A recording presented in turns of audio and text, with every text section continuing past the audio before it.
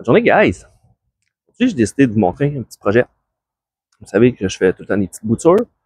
Donc, ça faisait un petit bout, j'avais une idée qui me trottait en tête. Puis on manque de temps parce que c'est pas mon métier. Hein. Je fais autre chose. C'est un hobby comme la plupart d'entre vous. Pas parce que j'ai mis mon petit chandail que c'est mon métier. Donc, c'est pas un commerce que je fais. C'est vraiment pour le plaisir. Mais bref, c'est ça. Je fais beaucoup de boutures. Puis je manque de temps. Je manquais de temps. Puis là, j'ai pris un peu de temps pour faire ça. Donc, je vais vous présenter ça. Je voulais justement je faisais des boutures à l'étouffée. Puis j'avais eu l'idée de me faire un petit abri avec, tu sais, j'ai fait des tests dans le passé. Donc, je voulais faire, le but des boutures, c'est de les faire enraciner avant que la base pourrisse, parce que ça pourrit souvent la base quand ça descend, puis ça remonte jusqu'à temps que ça finit par pourrir. Donc, il faut contrôler ça, avec des antifongiques, puis d'empêcher le dessèchement. Donc, là, si on met de l'humidité dans l'air, à 100%, théoriquement, ça ne dessèche pas. Il faut contrôler la pourriture des racines. Donc, c'est ce que j'ai fait. Au lieu d'avoir juste des petits bacs, comme je faisais, des petits bacs Rubbermaid, comme on dit, transparents, je me suis fait un abri. Puis, un peu plus à l'ombre. Les boutures n'ont pas besoin de plein de lumière. On coupe les feuilles, on garde juste un minimum dans le haut, où ce que le maximum d'hormones de croissance. Donc, je me suis fait un petit abri que je voulais partager avec vous autres. Un abri bien simple. J'ai trouvé ce Marketplace, un fogger. Ça fait déjà, je pense, 2-3 ans. D'ailleurs, merci à mon ami Go Bonsaï, que ça fait longtemps que j'ai pas vu. Fait que c'est ça. Ça fait que j'ai acheté un fogger. J'ai installé ça. Puis, je vais vous montrer ça, comment ça va fonctionner. Puis, c'est ça. Fait que je vous montre un petit peu si j'ai parti un paquet de boutures. Il me reste encore un petit peu d'espace, mais je continue l'explication en vous montrant ça. Bon, c'est bien simple. Petit fogger industriel qui est utilisé dans les serres. Je dis petit, c'est un gros, mais tu sais, tu peux prendre quelqu'un pourrait faire la même affaire avec un petit humidificateur de maison, c'est en masse pour une grosseur comme ça. Ça, je pourrais faire un gros tempo complet. Donc, bref, mes vieilles tubs que j'avais quand mes arbres étaient à l'intérieur dans la maison, j'ai les réutilisés, ils ont tous des drains avec une grille pour pas que le gravier tombe. C'est rempli de perlites. Donc, un gros sac de perlites. 25. Un gros sac à 40$, là. C'est fait à la Chine, d'ailleurs. Made in Canada, Québec. Donc, un sac pour remplir mes 2 tubs. Avec un petit angle par en bas.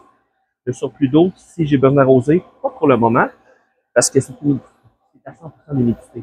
Donc, à partir du moment où mon substrat est bien humide, il n'y a pas de problème, ça ne coule pas. Mais le surplus, plus tard, quand les boutures deviendront des petits plants, si je les laisse dedans un peu plus longtemps, l'eau va descendre en bas. J'ai 2 gros barils qui, vous allez voir, je vais vous expliquer après ça la séquence. J'ai 2 gros barils que je peux remplir d'eau. Ils sont remplis d'eau, ça me fait des tables solides. Je m'en sers de table. J'en ai 4, 2 en avant, 2 en arrière. Le fogger est alimenté par cette eau-là. Donc, je peux mettre de l'engrais dedans. Je peux mettre directement, si je voudrais, mettre un peu de peroxyde pour justement désinfecter, puis aider justement à empêcher le pathogène. Puis, c'est pas mal ça. Donc, j'ai fait un paquet de boutures, vous voyez, mes érables du Japon, mes érables de Corée. J'ai un paquet d'affaires, paquet de tests, du Metasequoia, du Bald Cypress, c'est du Taxodium, Disitium, un paquet de choses, un peu de génévrier. Donc, c'est vraiment pour le plaisir. J'en ai aussi, c'est des féviers que c'est pas faisable, pratiquement pas. Comme ça, des défis. Donc, je m'empêche pas, j'essaie pareil. Donc, c'est pas mal ça. Donc, ce qui arrive, c'est ça, c'est qu'en gardant l'humidité à l'intérieur, c'est simplement un abri qui servait d'une balançoire. Moi, j'aime ça réutiliser. Donc, ça avec une vieille bâche, des vieux 2x3 de mes chevaux que j'avais. J'ai plus de chevaux à la maison maintenant, mais c'est des pattes. C'est des 8 pieds rentrés 2 pieds dans terre, un 2 pieds pourri. Parfait, mon abri à 6 pieds, mets ça là, that's it. Quelque chose de bien simple. C'est un test. Si ça fait, je vais peut-être le modifier en utilisant des petits tempos de 8 par 10. Donc, ça ici, ça ferait en masse. Ça ferait même pour un gros tempo. Donc, mais mon but, c'est pas de faire des millions de boutures, mais des boutures de choses spéciales. Donc, c'est ça. Fait qu'il y a un petit abri simplement. Là, je l'ai laissé ouvert. Mais ici, c'est mon 2x3. Je le prends, je le redescends en bas. puis ça reste fermé. Donc, c'est pour ça qu'il n'est pas au soleil direct. S'il serait au soleil direct, ça viendrait trop chaud. Faudrait que je laisse une ouverture. Là, moi, j'ai des pins. Le sud de ce côté-là. Pas le sud est de ce côté-là. L'est est là. L'ouest est là. Donc, le soleil se lève, fait le tour ici. Un peu de soleil vers l'heure du midi, mais vous voyez pas, j'ai des gros pins matures. Donc, il n'y a pratiquement pas de soleil direct. Juste beaucoup de lumière. Vous voyez, il y a en masse de lumière pour les faire bouturer. S'il y a trop de lumière, ça demande trop. Donc, ça tire trop de jus. Donc, de même, c'est comme si sont au repos. Donc, c'est ça. Puis là, le dosage, c'est qu'il ne faut pas trop envoyer de l'humidité. On ne veut pas que l'humidité aille sur les plantes, puis qu'ils redescendent. Si tu en mets trop, ça finit par redescendre. Ça s'en va vers le bout des tiges, ce qui fait que ça peut créer un pathogène, un champignon. Donc, avec le fogger, mon but, c'est de garder juste 100% d'humidité.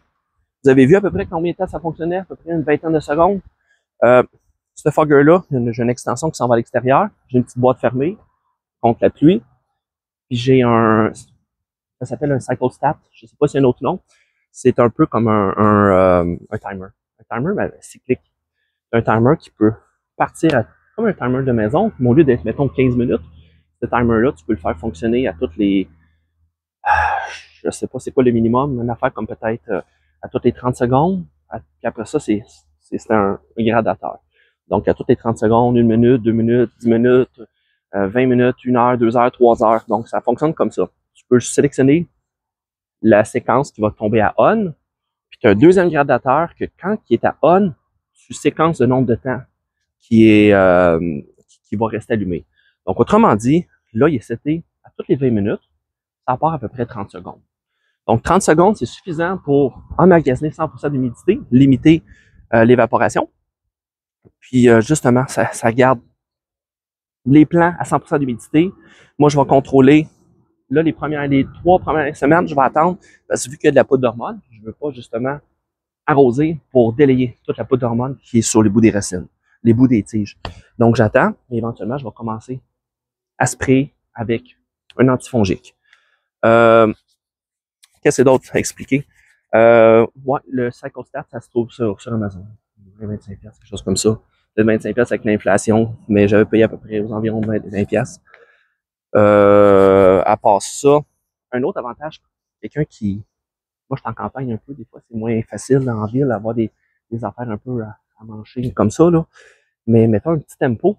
Un avantage qu'on peut avoir aussi, si vous faites un rempotage l'été ou une urgence ou quoi que ce soit, ou un marcotage. Vous faites un marcotage, puis vous voulez le sevrer. Moi, je préfère les sevrer à l'automne, c'est plus facile. On perd un peu de temps, mais c'est plus sécure. Quand les feuilles sont tombées, tu le prends, tu le fermes, tu le mets dans un pot ou tu l'enterres, puis merci, bonsoir, c'est fini. Il va repartir l'année d'après avec l'énergie emmagasinée qu'il y a. Et non, pas toi qui es obligé de décider des branches que tu coupes parce qu'il va les évacuer lui-même. Donc, l'avantage, c'est que si j'aurais un tempo un petit peu plus grand, ben, je prendrais des arbres qui viennent d'être rempotés pour lui donner une petite chance. Des arbres, ou ben des boutures que je viens de rempoter. Des fois, tu affectes un peu les racines, tu tailles un peu les racines, tu les remets dans le pot. C'est sûr, si tu enlèves des racines, il y a tout le temps un petit risque. Donc, si j'aurais un tempo un petit peu plus grand, à 100% d'humidité, je pourrais garder des tubs, ou des 2 étagères, exemple. J'irai avec un arbre, je le mets là. Donc, un arbre que tu vois qu'il y a de la misère, il n'a pas ses feuilles, ou whatever, qu'est-ce qui arrive. Tu l'amènes ici, puis 100% d'humidité, ça fait que l'arbre, tu lui donnes une bonne chance parce qu'il s'assèche pas par l'air ambiant. Donc, tu le laisses aller, puis graduellement, il se refait une petite santé. Tu lui donnes une bonne chance, disons. C'est un peu comme le truc que j'ai souvent expliqué. Si vous avez un arbre, vous le taillez, rempotez, puis mettons un ficus, vous avez de la misère, un petit coquelicot, les feuilles sont en train de tomber. J'ai souvent expliqué ce truc-là à quelques amis de bonsaï. Puis ce que vous pouvez faire simplement, vous prenez un sac en plastique transparent, vous le mettez par-dessus, vous l'attachez au collet. Comme ça, vous laissez du substrat à l'air libre. Puis l'évaporation qui est créée à l'extérieur ou l'assèchement dû à la photosynthèse, le soleil, plus tu as de lumière, plus tu as besoin d'arroser ton arbre.